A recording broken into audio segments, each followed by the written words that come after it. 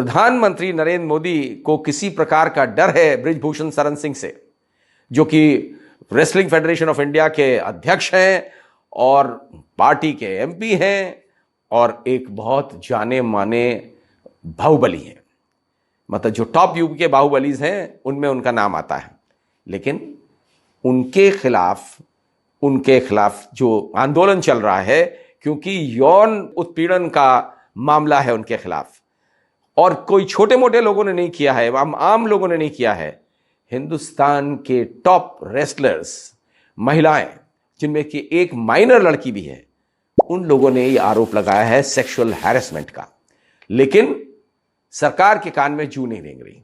आज 4 महीने हो गए हैं जब से ये मामला उठा, पब्लिक में आया, और अब तो लोग पिछले काफी टाइम से दिल्ली के जंतर मंतर पे धरने पे बैठे हैं इसी बात के लिए कि प्रधानमंत्री, क्योंकि प्रधानमंत्री के नीचे से कार्रवाई होगी नहीं, कि उनके खिलाफ कार्रवाई करें।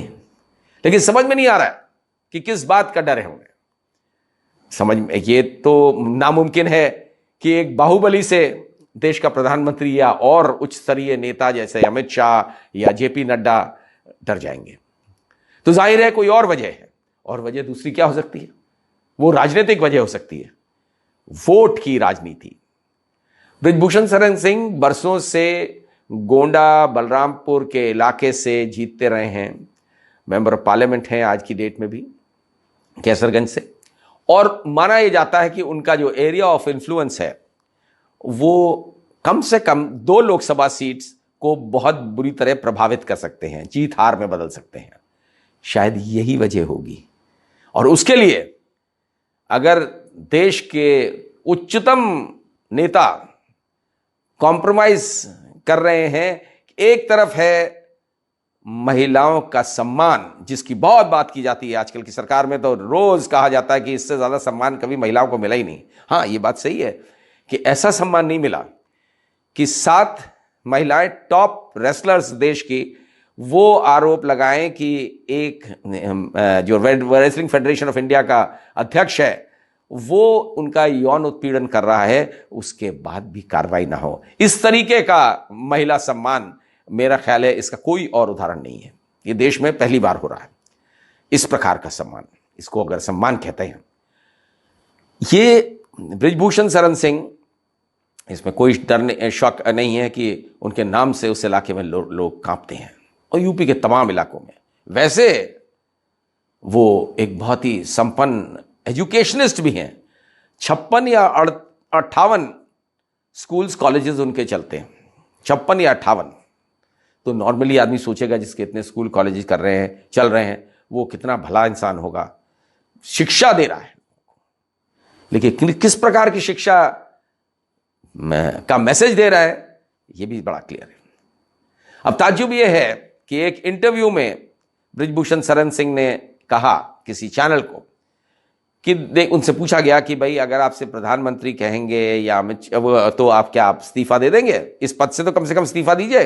बोले अगर हमसे प्रधानमंत्री ना भी कहें, हमसे अगर अमित शाह या जेपी नड्डा भी कह दे तो भी मैं इस्तीफा दे दूंगा। ये तो बहुत बड़ी बात है कि इतना बड़ा बाहुबली राजी हो गया, इतना बड़ा नेता जिसकी बड़ी इन्फ्लुएंस है वो राजी हो गया रिजाइन करने को। लेकिन who will bell the cat? प्रधानमंत्री या गृह मंत्री या भाजपा अध्यक्ष हिम्मत नहीं जुटा पा रहे उनसे कहने की कि इस्तीफा दे दो। ये तो शुक्रिया अदा करा जाए सुप्रीम कोर्ट ऑफ इंडिया का, जिसके इंटरवेंशन से बृजभूषण शरण सिंह के खिलाफ एफआईआर लॉन्च हुई है। नहीं तो आप सोचिए, इतना बड़ा आरोप और एफआईआर भी ना लॉन्च हो, नहीं होती साहब। ये इसी को कहते हैं, जो रजवाड़े होते हैं वहां पे राजा के खिलाफ थोड़ी ना होती है कोई कार्रवाई, तो नहीं करी कार्रवाई। अब सोचिए कि एक एफआईआर लॉन्च करने के लिए सुप्रीम कोर्ट को इंटरवीन करना पड़ा, तब एफआईआर लॉन्च हुई। और एफआईआर के साथ साथ ये एक और भी अच्छा हुआ कि एफआईआर दोनों चीज़ों में, सेक्सुअल हैरेसमेंट की भी और साथ में क्योंकि एक माइनर बच्ची भी है तो उसका वाले केस में पॉस्को एक्ट भी लगा है। फिर आप देखिए, पॉस्को एक्ट तो लग गया क्योंकि सुप्रीम कोर्ट के आदेश थे, उसको तो मना कर नहीं सकते थे। लेकिन अभी काफी समय गुजर चुका है और कार्रवाई कोई नहीं हुई है।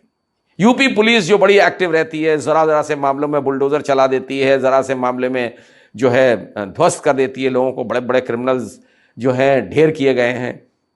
और योगी आदित्यनाथ का तो दावा है कि जितने क्रिमिनल हैं थे उत्तर प्रदेश में, या तो वो ऊपर वाले को प्यारे हो गए या वो प्रदेश छोड़ के चले गए।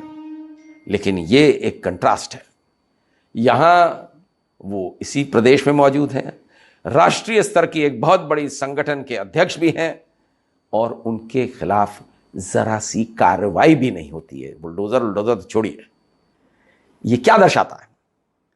ये दर्शाता है कि जो हम तय करेंगे वही कानून है। रूल ऑफ लॉ नहीं होता है, कुछ देश का कानून नहीं होता है। माई लॉ इज द लॉ, यही मैसेज जाता है इससे। न वरना क्या वजह थी? आप सोचिए, जंतर मंतर पे बड़े बड़े रेसलर्स, इंडिया के ओलंपिक मेडल विनर्स बैठे हुए हैं धरने पे, केवल इस डिमांड को लेकर के, और कोई हरकत नहीं है। और उस पे ब्रिजभूषण शरण सिंह कहते हैं कि साहब वो तो पहले उन्होंने कई तरीके की बातें की, आजकल लेटेस्ट कि इनके पीछे कोई उद्योगपति है वो करवा रहा है। हमेशा जब किसी के खिलाफ सीरियस आरोप लगता है तो वो कोई एक्सक्यूज ढूंढता है, किसी और के मत्थे डालता है। तो पहले बोला कि किसी उद्योगपति ने ये करवा रखा है मेरे खिलाफ, फिर कहा कि कुछ स्पोर्ट्स फेडरेशन के लोग हैं जो मेरे खिलाफ हैं वो करवा रहे हैं। अब लेटेस्ट उनकी एक्सक्यूज ये है कि इसमें हुडा, जो कांग्रेस के हरियाणा के नेता हैं बड़े, वो दीपेंद्र हुडा, वो इसके पीछे हैं। और उन्होंने तरह तरह की बातें कही कि वो जो लड़कियां हैं वो सारी जो है लड़कियां वो एक ही परिवार से आती हैं हरियाणा के, और हुडा से करीब हैं, और उन इस वजह से ये मेरे खिलाफ धरने पे बैठे हैं। मतलब सफेद वो रिप्लाई है, सीधे स्ट्रेट सफेद झूठ जिसे कहते हैं कि हमसे कोई मतलब नहीं। ये तो बिल्कुल झूठा आरोप है। झूठा आरोप है तो जांच तो बैठे हैं, जांच भी नहीं होगी। और अभी एफआईआर का भी भरोसा नहीं है। देखिए, एफआईआर तो हो गई सुप्रीम कोर्ट के आदेश से। काश ये सुप्रीम कोर्ट के मॉनिटरिंग में इन्वेस्टिगेशन होता तो शायद साफ सुथरा तरीके से हो जाता। अभी ये भी नहीं पता है कि उसका क्या नतीजा निकलेगा, क्योंकि अब आप सोच लीजिए, कम से कम करीब हफ्ता भर हो चुका है और कोई एक्शन नहीं है एफआईआर पे, जबकि पॉस्को एक्ट नॉन बेलेबल है और उसमें अरेस्ट जो है इमीडिएट अरेस्ट होना चाहिए। और तमाम एग्जाम्पल्स हैं जिनमें पॉस्को को लेकर के फौरन अरेस्ट कर दिया जाता है। यहां पे योगी जी का बुलडोजर भी नहीं दिख रहा है।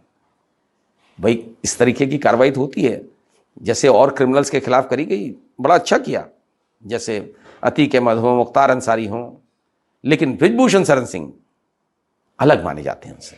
उनका स्टैचर अलग है, उनका स्टेटस अलग है और उनका नाम भी अलग है। यही वजह हो सकती है, और क्या वजह हो सकती है समझ में नहीं आता है। जो है फिलहाल आज की डेट में ब्रिजभूषण शरण सिंह आराम से बैठे हैं, प्रेस कॉन्फ्रेंसेस कर रहे हैं और बाकायदा अपने डिफेंस में जिस किसके खिलाफ आरोप लगा सकते हैं वो लगा रहे हैं। आगे कार्रवाई होती है या नहीं, ये अगले कुछ दिनों में पता लगेगा। लेकिन एक चीज पक्की है कि हरियाणा के लोग इस बात से इतने ज्यादा नाराज हैं, वहां के लोगों के लिए जो ओलंपिक मेडल विनर्स हैं वो एक तरीके के डेमी गॉड होते हैं, उनकी पूजा की जाती है और करनी भी चाहिए, जिस तरीके के, जिस लेवल के वो स्पोर्ट्समैन हैं। और उनके लोगों को वहां कहते हैं कि हमारी बेटियों के साथ इस तरह से हो रहा है। और इसमें काफी मुमकिन है, लोग जो खबरें आ रही हैं वो ये आ रही हैं कि हरियाणा में इतनी नाराजगी हो गई है कि शायद हरियाणा में बीजेपी के को चुनाव जीतना भी मुश्किल पड़ जाए अगली बार। लेकिन इस सब की परवाह ना करते हुए, बिकॉज हरियाणा छोटी स्टेट है, गिनी चुनी सीट्स होंगी, लेकिन उत्तर प्रदेश में नाराजगी नहीं लेना चाहते हैं किसी प्रकार की, क्योंकि उड़ती उड़ती बात यह भी आई है कि ब्रिजभूषण शरण सिंह अखिलेश यादव से संपर्क में है। बल्कि एक इंटरव्यू में उन्होंने कह भी दिया, जब उनसे पूछा गया कि अखिलेश यादव आपके खिलाफ जो धरना चल रहा है दिल्ली में, वहां तमाम विपक्षी पार्टी के नेता गए हैं लेकिन अखिलेश यादव नहीं गए, तो ब्रिजभूषण शरण सिंह ने सुना है, पता है क्या कहा?